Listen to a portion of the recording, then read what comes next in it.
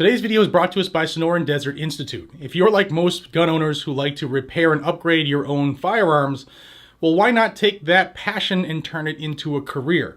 SDI is a distance learning institute, and all of the materials and tools are shipped directly to your door. They have classes on ballistics, gunsmithing, armorers courses, and even drone classes. You can get your certificate or your degree and take that step now. Check out the link down below and in the pinned comment, sdi.edu. And thank you to the Sonoran Desert Institute for making today's video possible. Good morning, my friends. It is bright and early on Friday morning. We have breaking news literally moments ago. The House Republicans, specifically the House Judiciary Committee members, have just dropped a 1,000-page report, a roadmap, they're calling it, on how Joe Biden has politicized the Department of Justice and the FBI. On screen is the document that just came out. You can see it says FBI whistleblowers, what their disclosures indicate about the politicization of the FBI and Justice Department. Now, I haven't read all of the 1,050 pages because it just dropped. I'm going to read the first couple pages. I just want you to see the bullet points of what they're talking about here, and then we're going to talk about why this is being dropped today. The executive summary says, the Federal Bureau of Investigation under the stewardship of Director Christopher Wray and Attorney General Merrick Garland is broken. The problem lies not with the majority of frontline agents who serve our country, but with the FBI's politicized bureaucracy. The problem lies, for example, with the FBI hierarchy that spied on President Trump's campaign and ridiculed conservative Americans. The problem lies with FBI bureaucrats who altered and mischaracterized evidence to federal courts, circumvented safeguards, and exploited weaknesses in policies governing investigations and informants to target politically disfavored subjects and to protect favored ones. The problem lies with the FBI structure that centralizes high-profile cases in D.C. in the hands of politicized actors with politicized incentives. Quite simply, the problem, the rot within the FBI, festers in and proceeds from Washington. Over the last year, a multitude of whistleblowers have approached Judiciary Committee Republicans with allegations of political bias by the FBI's senior leadership and misuses of the agency's federal law enforcement powers. These whistleblowers have risked their careers out of fidelity to principle and a commitment to restoring public trust in the FBI. This report begins to tell their stories. Even at this early stage, one startling conclusion is clear. The FBI and its parent agency, the Justice Department, have become political institutions. This report details the problems as recounted in whistleblower disclosures and other forms that undermine the FBI's fundamental law enforcement mission. Whistleblowers describe the FBI's Washington hierarchy as rotted at its core, maintaining a systemic culture of unaccountability and full of rampant corruption, manipulation, and abuse. Whistleblowers describe how the FBI has abused its law enforcement authorities for political purposes and how actions by FBI leadership show a political bias against conservatives. For example, the FBI is artificially inflating statistics about domestic violent extremism in the nation. The FBI is abusing counterterrorism authorities to investigate parents who spoke at school board meetings.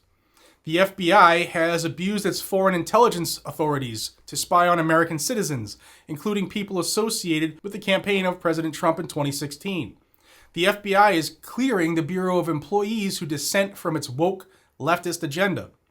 Whistleblowers have explained how FBI's political meddling is dragging the criminal side of the Bureau down, as resources are pulled away from real law enforcement duties. Now, last thing I'm going to show you here, and I'll have a link to this report down below, is this. This is page 5, and it's great. Attention, all Justice Department and FBI employees. You have a right to speak with Congress. Every federal employee of the Department of Justice and FBI has an unfettered right to communicate with Congress without the approval, consent, or awareness of the department or the FBI. Federal law protects these disclosures. Whistleblowers are an invaluable source for Congress in identifying, understanding, and remedying waste, fraud, abuse, and mismanagement. The Committee on the Judiciary is charged with conducting constitutional oversight of the Department of Justice and FBI. Any Justice Department or FBI personnel with information are encouraged to contact the Republican staff of the Judiciary Committee at 225-6906. So this is just the information that Jim Jordan, the Republican out of Ohio, has been able to gather and muster while still part of the minority, meaning right now the Democrats have the control of the committee. And why is this coming out now? Because if he was able to get all these whistleblowers to give him information now, while they're in the majority, if in 3 days the foreseen red wave happens and the Republicans take control of the majority of the House of Representatives, then in theory, Jim Jordan will be the chairman of this very powerful committee, the House Judiciary Committee. And when he has the chair, he will be able to investigate these claims to the fullest. So, I guess this is another way to tell people to vote accordingly. And this report will be linked down below for all of you to read on your own. Now, I'll flash up here real quick. This is the table of contents, and you can see in here all of the things that are discussed in this report, from the FBI artificially padding domestic violent extremism statistics, to a senior FBI official being responsible for pushing this investigation for the DVEs, to Attorney General Garland issuing the memorandum that inserted the federal law enforcement into local school board meetings, to the FBI having a special relationship with Facebook, and to the FBI downplaying the serious allegations of wrongdoing leveled against Hunter Biden. So like I said, this is breaking news. It just came out. This is going to hurt Joe Biden, I think, and his party here 3 days before the elections. And this information should be used to right some wrongs. Will it? I don't know. This is the political game, guys and gals. What do you think about this down below? Is the timing something that is strategic, or is it something that needs to get out anyway? Is it a mixture of both? What do you think about this report? Let me know down below. Good morning, y'all. I hope you have a fantastic day.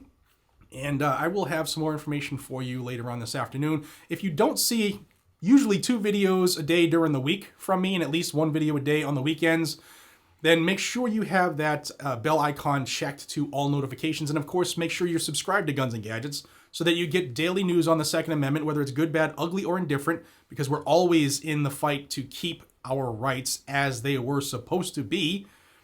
And I want you to get that information. I want you to like these videos, share these videos, comment on these videos to help get this through the algorithm so that more people are aware of what is actually going on, because not a lot of people are watching this like you and I are. We are definitely in the minority, and we need more people. We need to shed this light on this attack, and I need your help to do it. So like the video, share the video, subscribe to the channel, and until we see each other again, be safe, stay vigilant, and carry a gun to keep you, your friends, your family, your community safe. I will see you on the next one, y'all. Take care.